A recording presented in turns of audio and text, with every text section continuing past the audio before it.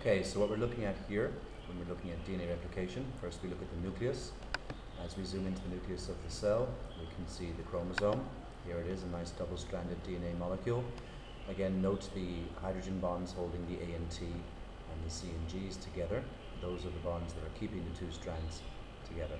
Now, in order to replicate DNA, the very first thing, of course, that we have to do is to separate these two strands. And then, of course, we need to split the hydrogen bonds in between A and T and C and G.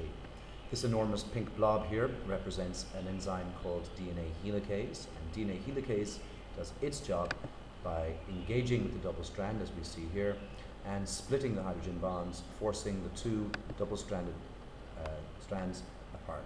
So here we have the top strand being forced upwards, bottom strand being forced downwards.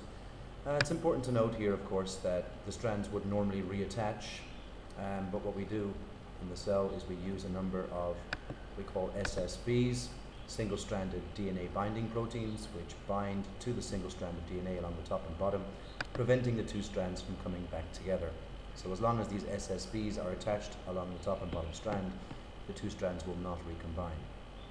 Now, what we didn't see is that helicase has also laid down a primer at the very beginning of the replication fork when it was over here.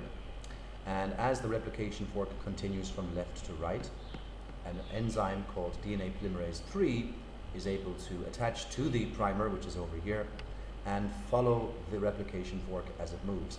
The reason that this polymerase molecule is able to follow the replication fork is, in this case, from the top strand perspective, the replication fork is moving from a 3' to 5' direction.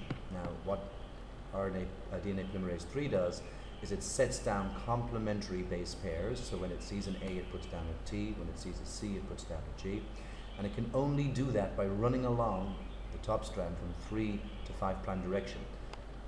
DNA is anti-parallel. So when DNA polymerase III is laying down the DNA, it's laying it down from a 5' to 3' direction, as we can see here. So what we see is these SSBs are also released from the strand once polymerase has made it. Don't forget, they are single-stranded binding proteins. They don't bind to a double strand, which the DNA polymerase, I beg your pardon, has made. Interesting to see here, of course, that the new DNA is anti-parallel. It runs from 5' to 3'. Don't forget, polymerase III only runs along from 3' to 5'. Okay, the top strand is called a leading strand because it happens first and is relatively easy to understand. Here we get a continuous replication. Now, when we look at the bottom strand, we're not going to get a continuous replication of DNA. Instead, along the bottom strand, or lagging strand as we call it here, we get these things called Okazaki fragments. Why do we get Okazaki fragments? Well, the major problem here, of course, is that DNA is anti-parallel. It was very easy in the top strand because it was moving in the correct direction. But on the bottom strand, it cannot move in that same direction. It cannot move from left to right because the bottom strand runs from 5 to 3. Don't forget, it runs only from 3 to 5. So the DNA polymerase III will happily run from right to left, but not from left to right. Okay, so how do we fix that problem? Well, the good news here is we use exactly the same enzymes as above to make the Okazaki fragments, as you can see here. And here we can see the beginning of the process. So as the replication fork is opened by DNA helicase, first thing we do, as we did with the top strand, is we lay down a primer, an RNA primer. And of course, DNA primase is the enzyme that lays down the primer. Once the primer has been attached, the problem is that the helicase molecule cannot be, the polymerase molecule cannot simply join in here and continue along with helicase because it's running in the wrong direction.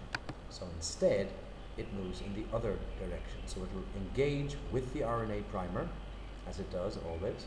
Here's polymerase III engaging with the RNA primer and running in the opposite direction. Now this will fix and give us a nice little piece of DNA running all the way down and along to the end.